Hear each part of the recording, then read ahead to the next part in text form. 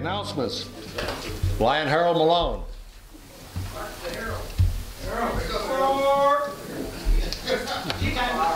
President Nutt, fellow Lions and guests, fifth flight. It's a golf tournament, yes, and it's just about a month away now. It's on the 19th of July. It'll be it's guaranteed to be a sunny day. Jim says so. We still need players, and we still need sponsors, we still need raffle prizes. So hit them up, move them out. Carrie Ann Bottero is receiving a Key Award for bringing in 2 members to this club. Now this is a valiant and worthwhile event. I want to thank you very much because it is the lifeblood of this club to bring in members. And congratulations. Thank you.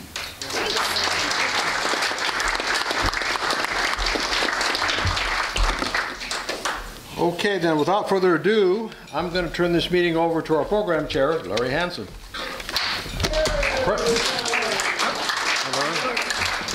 I'm Doug, fellow Lions guest. It's with great pleasure today that I introduce to you Josh Randolph, a young man I've known for many years, recently back to our community and now working at the community house as one of the directors of marketing amongst many other activities and duties.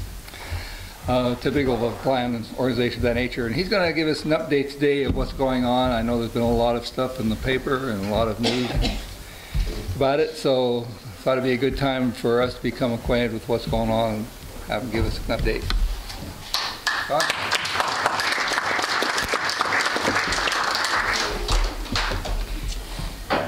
Let me first say thank you for having me here today. And my name is Josh Randolph. I was born and raised here in Longview. I've actually, I think I've known Larry my entire life, since I was, knee-high to what I'm now. So I'm excited to be back here, excited to be back in Longview. I've actually spent the last 8 years in Salem, working at Corbin University. That's where I got my bachelor's degree and my master's degree in business. But I came back here because my family is here in Longview, and when I returned, I received a phone call from a family member of mine. His name is Jim Murphy, who works at the community house, and he talked to me about a need they had in a position at the community house. So I came in, talked with them, and to be honest with you, despite living in Longview my entire life, up until I was 23, I had no knowledge of the community house other than the fact that it existed, that it was here. My dad tells me that while I was in the youth group at Robert Gray, that we went and volunteered there a few times, but I didn't remember it and didn't know a whole lot about it. So really, I've been with the staff only about a month and a half at this point. I'm the newest member of the community house staff and faculty, or I'm just saying faculty, I work at Corbin University, so the staff. But in that month or month and a half time, I've learned so much. It's just been kind of mind-boggling, all the things that I didn't know about the community house. And so I'm excited to be here for a little bit to share with you some of the things I've learned and some of the things that we've been sharing with the community recently.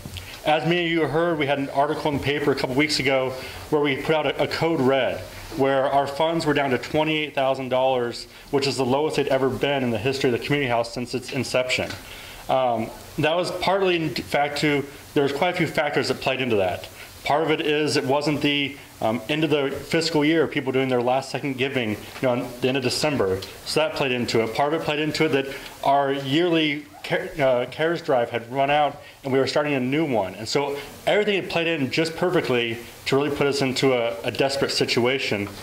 And so we did put out the newsletter and we put out the article and we've done more and more stuff to really raise awareness about not only what we're doing, but our needs and the reason why we want the community to rally around us and to support us and to be united with us. I'll give you some facts and information that I think is important for each of us to kind of know. First of all, for the community house, our budget is about $600,000. And at first glance you think, well, that's a lot of money, but really we are housing over 100 people every night. We feed them breakfast and we feed them dinner. Along with that, we also have case managers who work with every resident, helping them trying to either further their education or find work. Now, I know for a lot of people, when they first think of people who are homeless, the first thought is people who are lazy, people who don't give much effort into their own life and to their own plans and their own goals. Many people think, well, homelessness means that people are out panhandling. That is not the case for the people at the homeless shelter we know as a community house. In fact, we have rules that are very strict. If any one of our residents is seen panhandling, they are exited, because that is not what we want our residents to do. We don't want to give free handouts to our residents. We want to give them a hand up. We want to help them to be self-sufficient in time. As of yesterday, we have 120 residents in our community house. 120 residents, and of that, 42 are children. And that for me, is mind-blowing, because, once again, when I think about homelessness, I don't think about kids. I don't think about teenagers. When I was down in Salem, I worked as a youth pastor, and it was weird for me because I began to learn about homelessness for teenagers when I was down in Salem. Now moving back, I see the need that kids have, families, single parents, and once again, homelessness comes from a lot of different reasons. It can come from loss of work. It can come from illness where families just can't afford to pay the bills. And it can come from drug abuse or alcohol abuse. There's no one factor that plays into homelessness, especially in this community. But I can tell you that the community house is striving to help as many individuals as possible. My job there is marketing. I do volunteer coordination, and I also do kitchen management. And for me, I've been able to see a lot of different sides of the community house, both from behind the scenes, but also being out front, talking to people, and actually working with the residents. And I can tell you that the residents I have worked with work extremely hard. Many of them are going to school during the day. They work part-time jobs trying to raise money, and then they come back to the community house and do their chores. They do their volunteer hours. They help out in the kitchen. Every resident is required to do volunteer hours. Every resident is required to meet with case managers to make sure that they are following their action plan, to make sure that they are moving forward in an attempt, once again, to be self-sufficient. That is our goal. One of the interesting things I've learned recently working at the community house is the people who stay longer with us actually are more successful once they leave and find a place of their own and move on to have work in their own apartment or house. And we believe the reason for that is because of the structure and the assistance we give them. We give them accountability that they've never had before. Once again, any person who has issues with drug use or alcohol abuse, they are required to go to AA meetings, NA meetings, that type of stuff on a daily, weekly basis. And if they don't, they get warnings. So many warnings, and they can actually be exited, because we want people who are striving to be successful. Now, once again, that comes at a cost. It comes at a cost because as much as we want to help them, we still have to be able to pay for the electricity, the water, the building itself, and so much more. In 1 year's time, we budget $30,000 just for water. That is a big chunk of change. I think to my family, and I have a 2-year-old daughter and my wife and myself, and I think I paid $50 a month for water. And I was like, man, that's a lot of money, but the community house budgets $30,000. Because when you have 100 people taking showers, washing clothes, going to the bathroom, cooking breakfasts and lunches and dinners, it's a lot of water and adds up very quickly. Plus the staff that we have to pay for. And to be honest, the staff, we don't work because we're going to make a lot of money. We're here at the community house because we understand there's a need, and we desire to be a part of the solution. We desire to impact lives for the future. And once again, for me, it's been eye-opening. Because growing up, I didn't have any idea what the community house did, what the rules were, what their procedures were, just what their goals were. And yet now I am seeing that they are impacting families that need help. They're impacting individuals who need help. And one of the exciting things is in the future, we're looking for even more ways to impact more lives in different ways. We have brought on an individual who is actually going to try and work with us to get our license to do some mental health work. Because we know that in the city of Longview, there's a lot of people who need assistance and just can't afford it, can't find it, don't know where to go. Our goal is to open up more possibilities for them, to give them more chances to become self-sufficient, moving on the path towards the future. One of the goals that we have is to allow our residents to become people who are benefits and assets to the community. It's one of our goals, and we emphasize that, and many of our residents not only appreciate that, they take it to heart. For the community house, our entire existence is based around donations and volunteer hours. In fact, in the year 2012, we had over 13,000 volunteer hours just in the kitchen area alone. And at $9 an hour, that's over $122,000 worth of time and work that was put in by volunteers. You also go on, we have other areas. Our residents, once again, are required to do time as volunteers in different areas. Some do painting, some work in what we call the God's Closet, which is an area where we actually have clothing and other items that we give out to those in need. We also have chores and things within the community house, and those hours add up. And if it weren't for those hours that the residents and volunteers from the outside come in and put in, we would not exist. We would be really in desperate times. Now, one thing that I've been excited about is since we've announced the Code Red that we were in trouble financially, we have had an amazing response. We have had support come from new donors and donors who have been donating for the full 25 years the community house has existed. We're excited, but we still need more help because, once again, our goal is to do more. Our goal is to reach more people. Our goal is to help this community, to help those in need. And once again, a lot of the people in need are families, whether they're single parents, whether they're families who just lost their job. We have individuals who one parent got sick with cancer or other things like that, and they just could not afford to keep going paying the rent. It's sad, but for me, I've been excited to see just the love and the joy that some of these people have. I was an outsider coming in, and each time I walk in, they embraced me and welcomed me. Most people don't realize that that is what occurs at the community house. It is not just people who are in there trying to get a free ride. It is people who want to get back, to be able to stand up on their own. But it's people who are already on their own, standing up and strong, who are needed to stand by them and help them and support them. No one person can be successful on their own. There needs to be a support system. At the community house, we are the first step of that. But we know that there are many more steps needed and many more individuals that we are seeking out to come and partner with us. Whether it's something as simple as just cooking a meal once a month, whether it's donating toilet paper, which, by the way, we go through quite a bit at the community house. It could be donating other things like paper towels, food, diapers. Once again, we have a lot of very young children. We go through diapers very quickly. So one of the reasons why I'm excited to be here, because I actually volunteered to do this, to be the one who spoke, because I've seen how in my own mind and in my own heart this past month, what I thought I knew has been completely changed, completely made anew, because I'm seeing things that I never realized before. I thought I knew this community extremely well, and yet I've returned to find that there are so many areas that I just closed my eyes to. I ignored, but I don't want to do that anymore. And I'm here because I want others to see what I'm seeing, to partner with me and the community house to know that there is so much more that we can do for our community. Once again, many of you have seen members and residents of the community house around town, and you don't realize it. You may see them at church.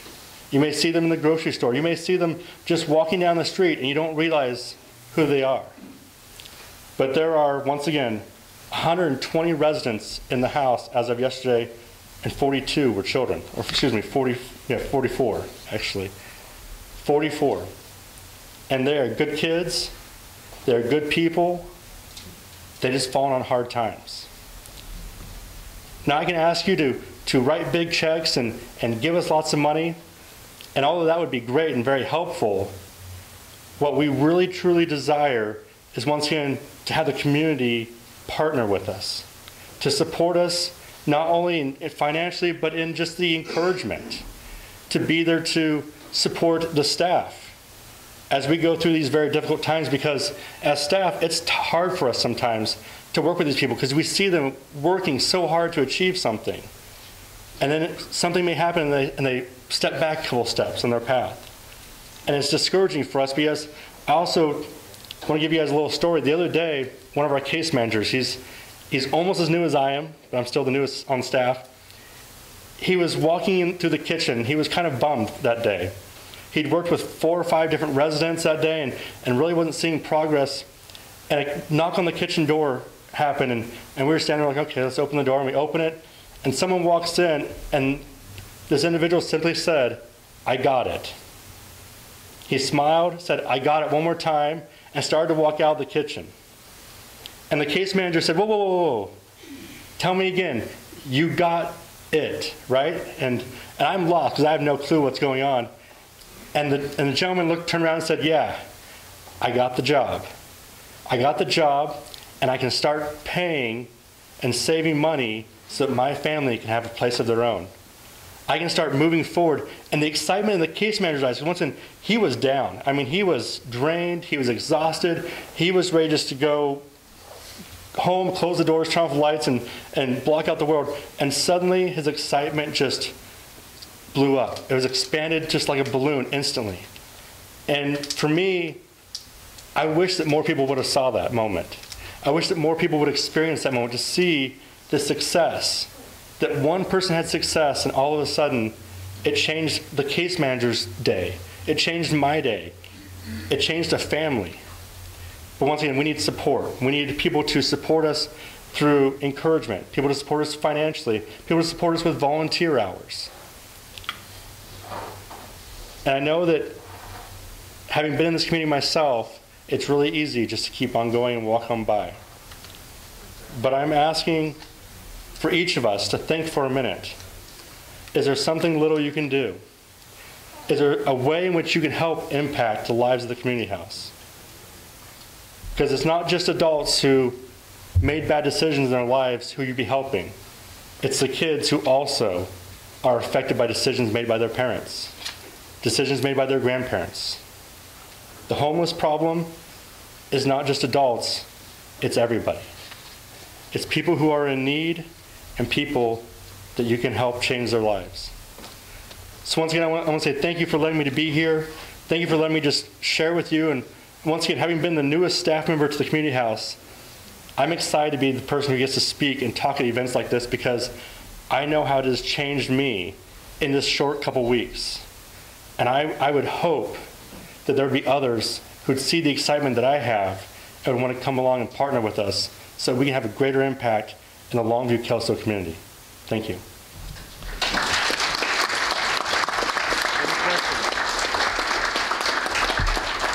Are there any questions for me? And once again, please, I've only been there for a month, so I don't know everything. My name is Jim Mossman. I'm a substitute teacher in the district. When I taking my wife over to Kaiser for chemotherapy every day, I see kids playing in the street instead of in school. Is there ways that you can get a teacher there so if they miss their bus, they can? One of the things we do have during the school year for the community house, we actually run an after-school program. We are partnered with Father's House. It used to be a 5-day-a-week program.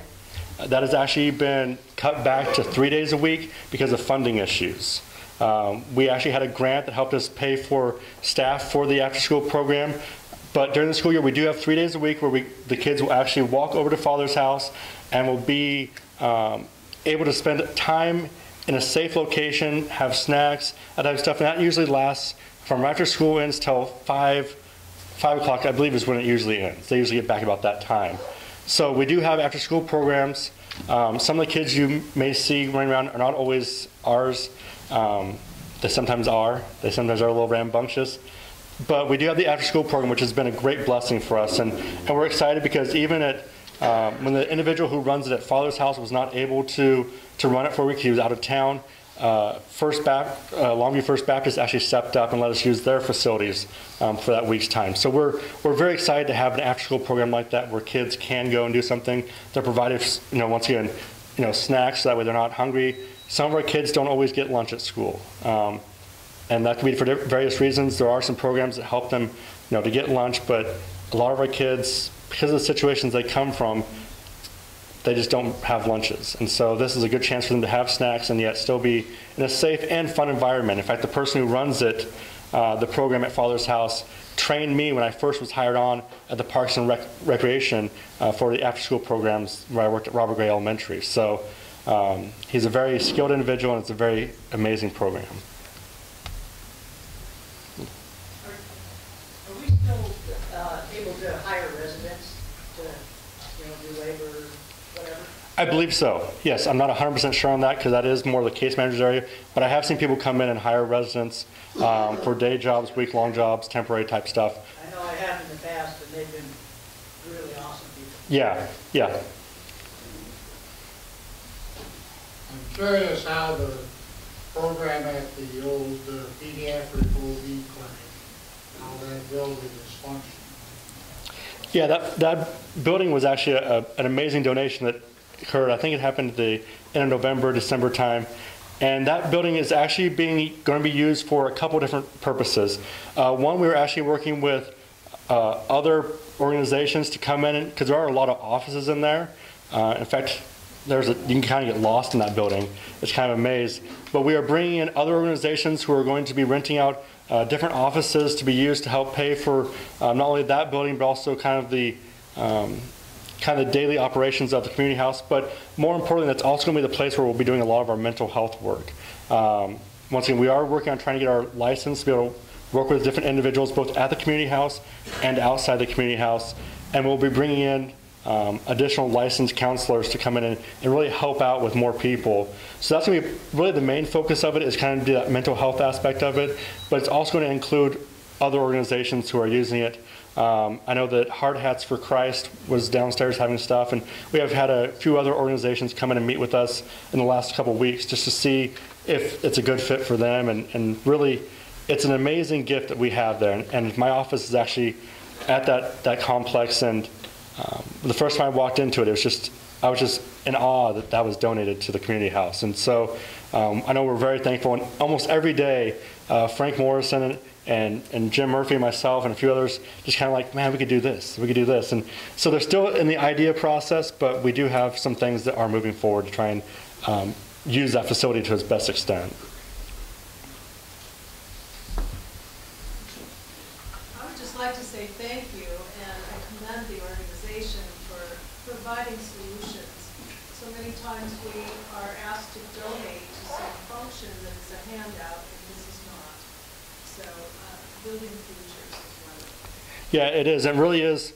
That's something that was emphasized to me the first day I was on, was that we don't just give things away for free just so people can have it. We're doing it because we want them to improve. And that's why our case managers, when someone does move out of the house, they don't stop talking with them. They still meet with them on a regular basis. It could be weekly, could be every other week.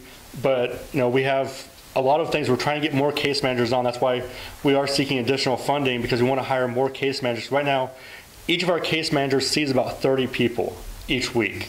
And that could be driving down to Woodland, driving to Klamath, driving in Longview and Kelso area. So they spend a lot of time going to the people, seeing how they're doing, making sure that they're still following up with their job search, following up with their, if they have NA or AA meetings they're attending. So we still keep in touch with them, and we are excited to see a lot of people who are success stories. It's been really kind of a positive time for us to really see individuals stepping out and doing some great things. You talked about volunteers needed to do what kind of jobs? Well, the most obvious thing we have is, of course, in the kitchen area we have cooking and stuff like that, but we also have areas just in just taking care of the facility.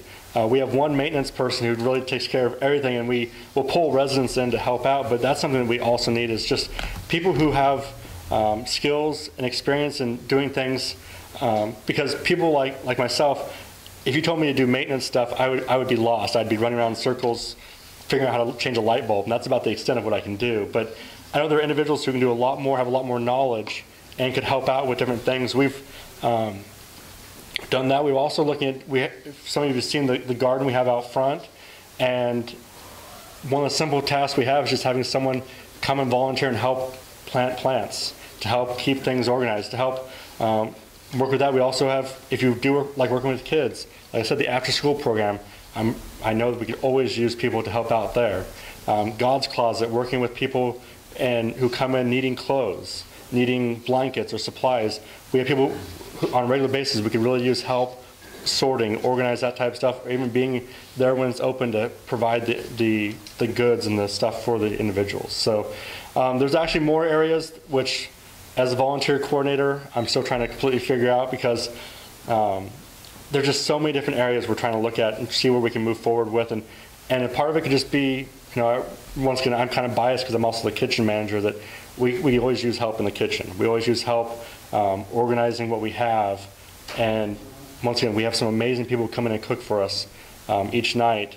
But we're also looking for groups to do Saturday morning breakfasts, groups to do Sunday morning breakfasts, that type of thing. So.